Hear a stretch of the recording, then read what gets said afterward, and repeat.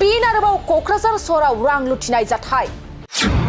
क'क्राझार सहर जेडि र'डआव दिनै साननि समावनो माखासे दुथांफ्रा सासे सुबुंनिफ्राय 2 लाखनिबो बारा रां सिख'नानै खारदों।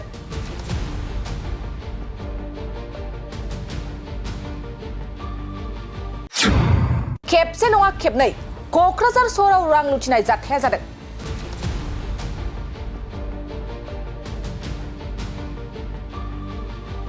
थांनाय 25 जुनाव एक्सिस बेंकनि साखाथियाव 34 लाख रां लुथिनानै खारनाय जाथाया गासै क'क्राझार सहरखौनो सोमोनांहोदोंमोन। बे जाथायनि उनावनो फिन आरोबाव दिनै क'क्राझार सहराव 2 लाखनि बारा रां लानानै खारनाय जाथाय।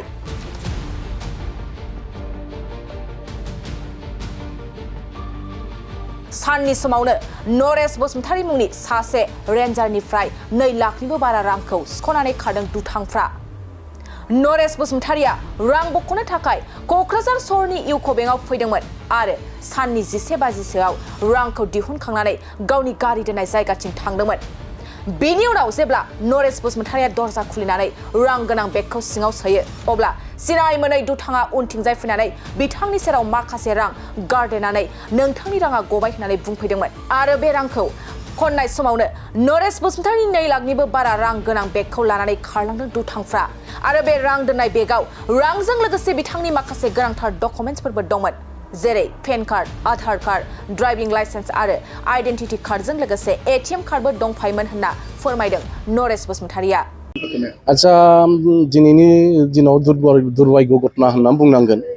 मानो होनना बुंबा आङो साइडआवबो थांदोंमोन, केम्पा नार्सारि सबसमाय आर्लि मर्निं आं थाङो।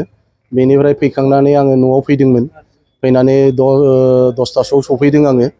ओमफ्राय लंपेन्ट गाननानै आङो गारिजों जास्ट माने 10:30 आं बेंकआव फैदोंमोन। बेंकआव आङो फैनानै आंनि बे खामानिनि जेखिनिखि डिटेल्स फैसा बेखौ आं माने दिहुननो होननानै फैदोंमोन। फैनायाव ओमफ्राय 11:20 ओमफ्राय फैसाखौ दिहुनखानानै आङो बेगाव सोनानै लानानै गारिथिं दोननायथिं थांबाय थादोंमोन। ओमफ्राय खिथुनिफ्राय फैयै फैनानै आंनि हयथ' खिथुनिफ्राय मानसि फैखादोंमोन जानो हागौ, आं बेखौथ' आं मोनथिया। जेब्लानाखि गारिखौ आं खिथुनिफ्राय बेक खालामनो दरजा खुलिनानै आंनि बेगखौ सिङाव सोयो अब्ला बेनिफ्राय सासे मानसिया जाबाय, ओइ नोंथां नैबे नोंथांनि फैसा गबाय होनना बुंबाय। बेवहायथ' आंथ' जेबो माने हरखाब बेबायदि माने आंनि ब्रेनाव जेबो माबा फैयाखिसै। नंगौ नंमारबाय आङो फैसाखौ बे खननाय समावनो खिथुनिफ्राय फैनानै मानसिया बेगखौ लानानै थांदों आरो बेबायदि। फैसाया आरो टटेल आं बेंकनिफ्राय बख'नाय जेनाखि फैसाया जाहैबाय 2,15,000मोन। 2,15,000 आरो बाखि आं न'निफ्राय लाबोनाय फैसाया जाहैबाय 30,000सो दंमोन आरो। माने 200 थाखा खरि मोनसे बान्डल दंमोन आरो 100 थाखा खरि मोनसे बान्डल दं। मथा मथि 2 लाख आंनि अरिजिनेल फैसाया 2 लाख माने 35-40,000सो बेबायदि आरो। माबा इउक' बेंक। जाय बेक्तिया लांदों बा गारिनिफ्राय दिहुनदों बिथांखौ नुदोंमोन नामा?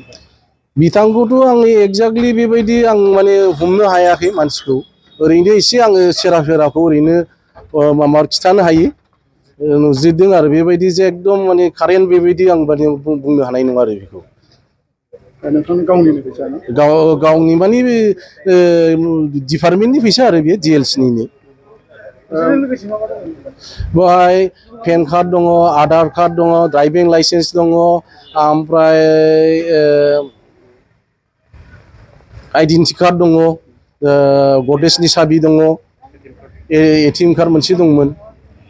बे आरो प्रखाखनखौ मा बुंनो सानो जिहेतु बेफोरबायदि जाथाया जाफ्लेबाय थादों?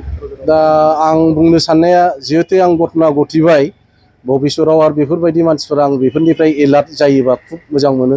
फार्स्ट अफ अल बेनो आंनि थाखाय बेस्ट मोनसे एक्सपिरियेन्स।